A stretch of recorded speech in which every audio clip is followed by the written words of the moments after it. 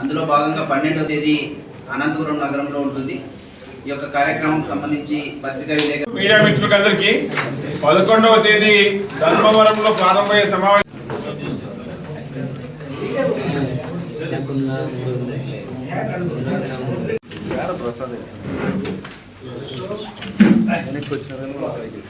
గారి ఆశయాలను అట్లే ఉన్నాయి వెనక్కి వస్తే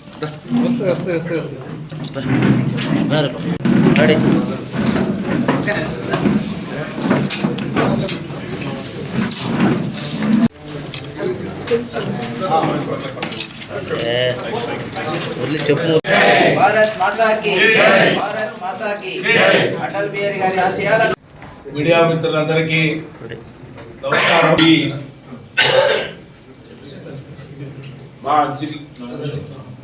రేపు 11వ తేదీ ప్రోగ్రాం రావట్లేదు. మోహన్ యాదవ్ ముఖ్యమంత్రి గారు, నడ్డా గారు ఏదంటే ఒకటో భాగస్వామి అవుతారు.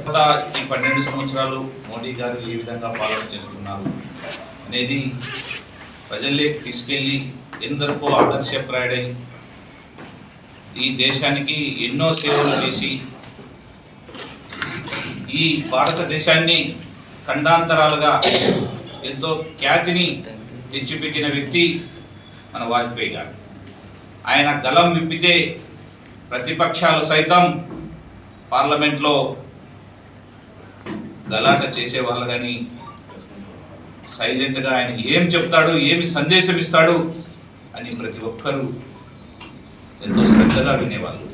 అంతటి అజాత శత్రువు ఈ భారతదేశంలో అటువంటి నాయకుడు ఇంకా ఉండడు. ఎందుకంటే ఒక్క సీటుతో ఓడిపోయేటప్పుడు కానీ ఆయన ప్రసంగం పార్లమెంట్లో మనం అందరం చూసింటాం. ఒక 2 గంటలు అనర్గళంగా పదవి పోయినా ఏమాత్రం బాధ, అభద్రతా భావం లేకుండా దేశం కోసం, ధర్మం కోసం నిలబడిన వ్యక్తి వాజ్పేయి గారు. అటువంటి మహనీయుడు ఈరోజు రాష్ట్ర వ్యాప్తంగా విగ్రహ ఆవిష్కరణ చేసుకుంటున్నాం. ఇది మా అందరి అదృష్టంగా భావిస్తున్నాం. ఎందుకంటే వాజ్పేయి గారి స్ఫూర్తి తీసుకొని ఈరోజు మోడీ గారు సుపరిపాలన అందిస్తున్నారు. అలాగే ఎన్నో దాదాపు 20 రాష్ట్రాలు భారతీయ జనతా పార్టీ ఈరోజు దేశంలో అధికారంలో కొనసాగుతుంది. మా అందరికీ ఎంతో ఇది ఉత్తేజాన్ని, కార్యకర్తలకు ఒక సమరోత్సాహాన్ని ఇస్తుంది. ఎందుకంటే ఇంతవరకు అయింది అనంతపురం నగరంలో కానీ ఎక్కడే కానీ మా విగ్రహాలు ఏ జాతీయ నాయకుడికి లేదు. మొట్టమొదటిగా మేము వాజ్పేయి విగ్రహ ఆవిష్కరణ చేసుకుంటున్నాం. 12వ తారీఖు అనంతపురంలో, 11వ తారీఖు ధర్మవరంలో మొదలవుతుంది.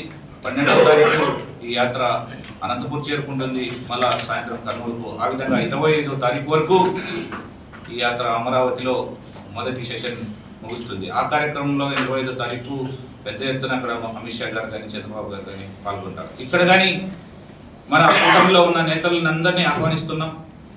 నిన్ననే మా పెద్దలు మంత్రి గారు పయ్యావుల కేశవ్ గారితోనూ, ఇంకా జాతీయ స్థాయిలో ఒక నాయకుడు మాకు రావాల్సింది, అది పేరు ఇంకా అనౌన్స్ అవుతుంది. దాని త్వరలోనే తెలియజేస్తాం. ఈరోజు రేపట్లో వస్తే మీడియాకు.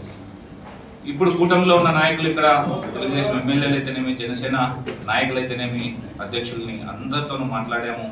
ఇది ఒక పండుగ వాతావరణంలో చేయాలా, పెద్ద ఎత్తున చేయాలా అని ఒక బహిరంగ సభ కానీ, ఆర్టీటీ స్టేడియం నుంచి బైక్ ర్యాలీ కానీ, ఈ యాత్ర యొక్క ముఖ్య ఉద్దేశము ఈ సుపరిపాలన ఏ విధంగా సాగుతుంది, ఇంకా మనం రాబోయే కాలంలో ఈ దేశానికి ఏ విధంగా మనం అభివృద్ధి చేయగలము, సంక్షేమ ఫలాలు అందించగలము అనే ఒక గొప్ప నినాదంతో రాష్ట్ర అధ్యక్షులు మాధవ్ గారు ప్రతి ఒక్కరిని కలుపుకొని కూటమిలో ఉన్న నాయకులందరితో చర్చించి ఈ యాత్ర మొదలుపెట్టాడు.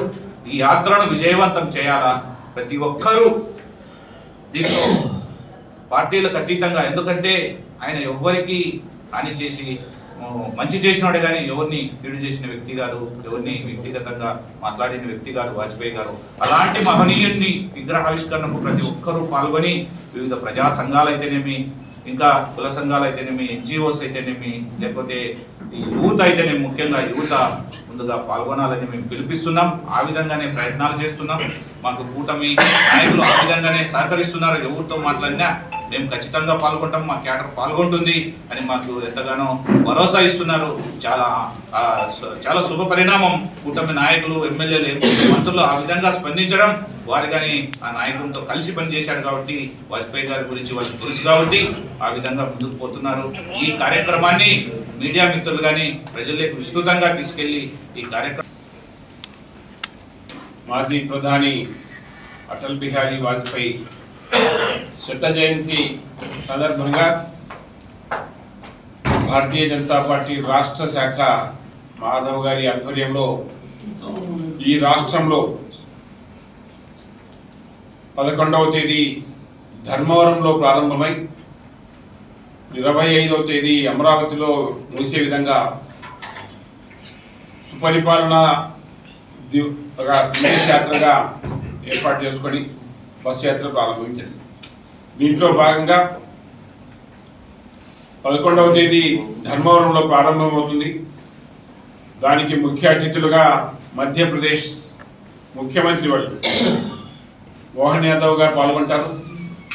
అదేవిధంగా కేంద్ర మంత్రివర్యులు భూపతిరాజు శ్రీనివాస్ వర్మ గారు, రాష్ట్ర మంత్రివర్యులు అనగాని సత్యప్రసాద్ గారు, సత్యకుమార్ గారు, సవితమ్మ గారు, అదేవిధంగా శాసనసభ్యులు, అదేవిధంగా కూటమి నాయకులు, కార్పొరేషన్ చైర్మన్లు, జనసేన నాయకులు అందరూ ఈ కార్యక్రమంలో నాయకులతో పాటు స్వచ్ఛందంగా అన్ని వర్గాల ప్రజలు అటల్ బిహారీ వాజ్పేయి గారి యొక్క ఈ దేశానికి ఒక విలువలతో కూడిన రాజకీయాన్ని ఎట్లా ఉంటుందో చెప్పిన గొప్ప వ్యక్తిగా, అజాత శత్రువుగా ఆయన అందరూ అభిమానిస్తున్నారు. కాబట్టి మొత్తం సమాజమే ఈరోజు సంతోషపడతాను.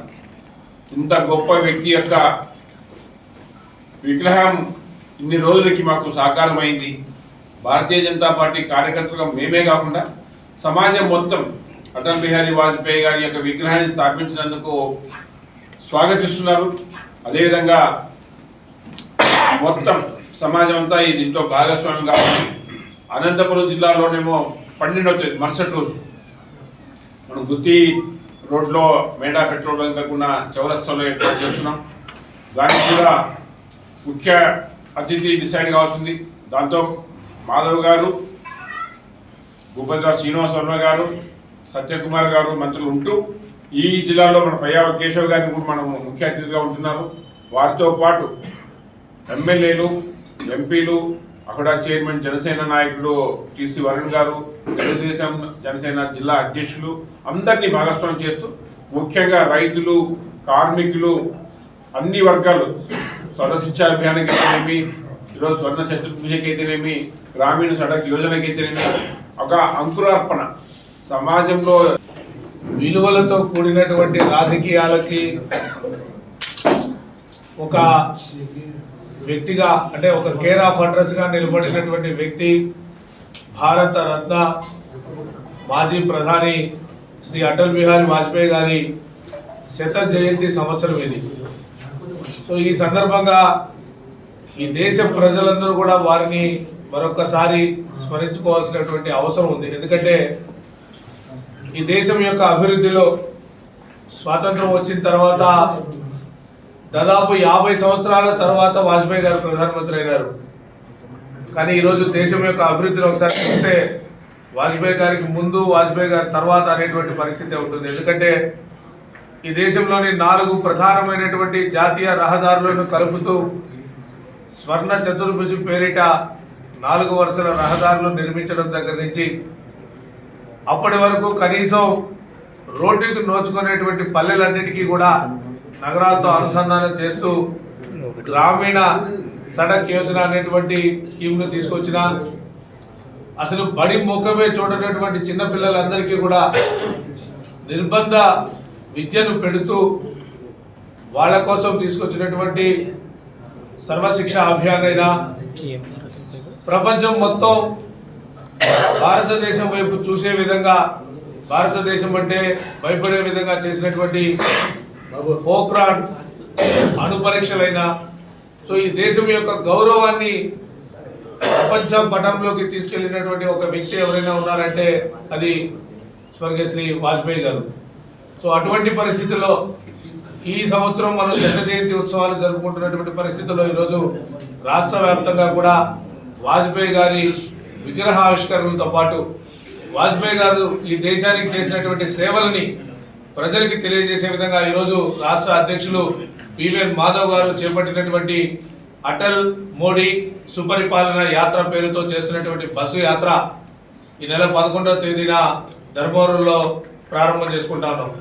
ఈ యొక్క ప్రారంభ కార్యక్రమానికి మధ్యప్రదేశ్ ముఖ్యమంత్రి వర్యులు శ్రీ మోహన్ యాదవ్ గారు ముఖ్య అతిథిగా ఉంటున్నారు. అదేవిధంగా కేంద్ర భారీ పరిశ్రమలు మరియు ఉక్కు శాఖ సహాయ మంత్రి అయినటువంటి భూపతిరాజు శ్రీనివాస వర్మ గారు, అదేవిధంగా సత్యకుమార్ యాదవ్ గారు, వీళ్ళందరూ కూడా ఆ కార్యక్రమంలో ఉంటారు.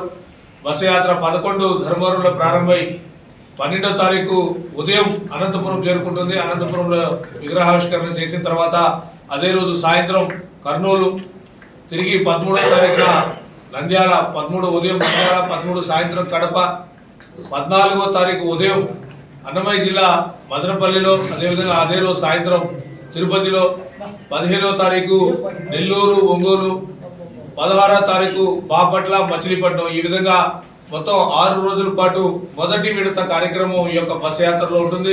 తర్వాత 2 రోజుల యొక్క గ్యాప్ తీసుకొని 17, 18, తర్వాత 19వ తారీఖు శ్రీకాకుళంలో ప్రారంభమై ఏలూరు వరకు కూడా ఈ యొక్క బస్సు యాత్ర కొనసాగుతుంది. ప్రతి జిల్లాలో కూడా కేంద్ర మంత్రులు కానీ ముఖ్యమంత్రులు కానీ పాల్గొనేటువంటి అవకాశం ఉంది.